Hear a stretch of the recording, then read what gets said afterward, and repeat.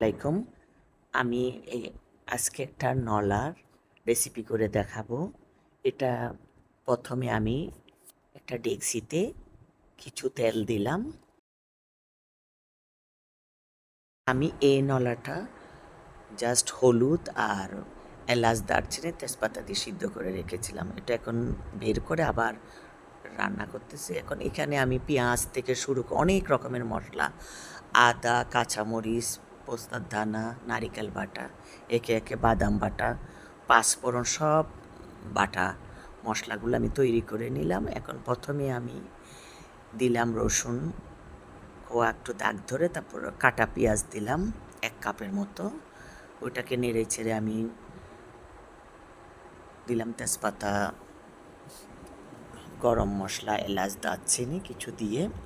তারপরে এখন আমি একে একে সব মশলা, যে মশলাগুলো আমি বাটা দেখালাম, ওই সব মশলাগুলো আমি পেঁয়াজ বাটা দিলাম 4 টেবিল চামচ, রসুন বাটা, আদা বাটা সব দিয়ে একে একে নেড়ে চেড়ে একে একে আমি দিয়ে দিচ্ছি আরও মশলাগুলা।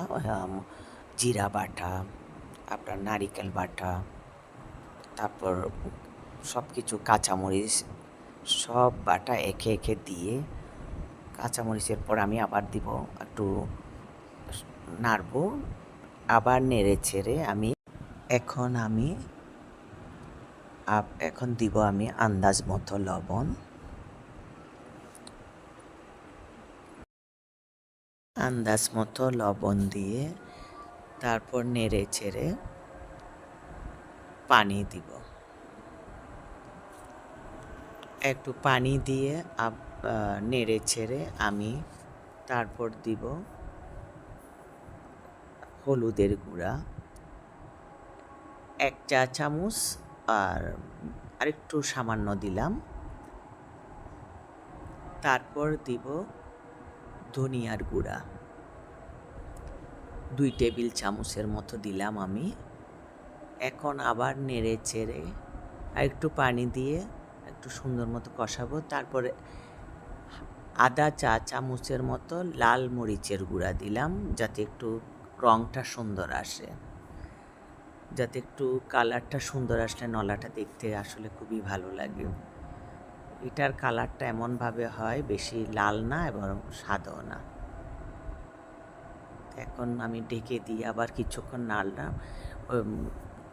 ঢাকনা খুলে আবার এখন দিব কিছু 2-3টার মতো কাটা টমেটো দিলাম, তারপর কিছু কাঁচামরিচ দিলাম, দিয়ে এখন নেড়ে চেড়ে কিছুক্ষণ মশলা কষানোর পর এখন আমার মশলাটা কষানো হয়ে গেছে।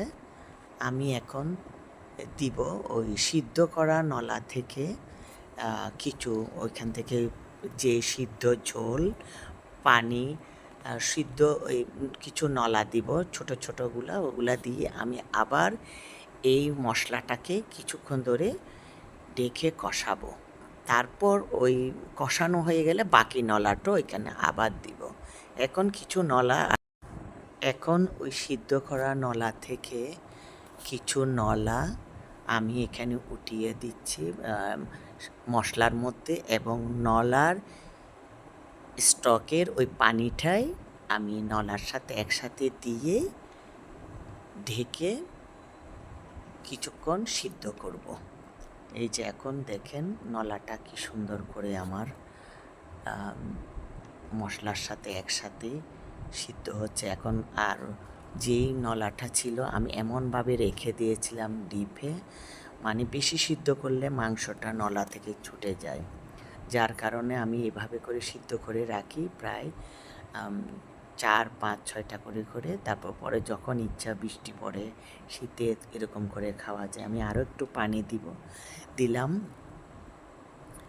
1 মগ 2 মগের মতো, বেশি না, এইভাবে বসা কিছু কাঁচামরিচ দিয়ে তারপর আবার পোলাও পাতা দিলাম সুঘ্রাণের জন্য, ভালো সুঘ্রাণ হবে। তারপর আমি ঢাকনা দিয়ে ঢেকে নেড়ে ছেড়ে আবার দেখতেছি কেমন হলো, দেখি যে না প্রায় নলাটা হয়ে গেছে।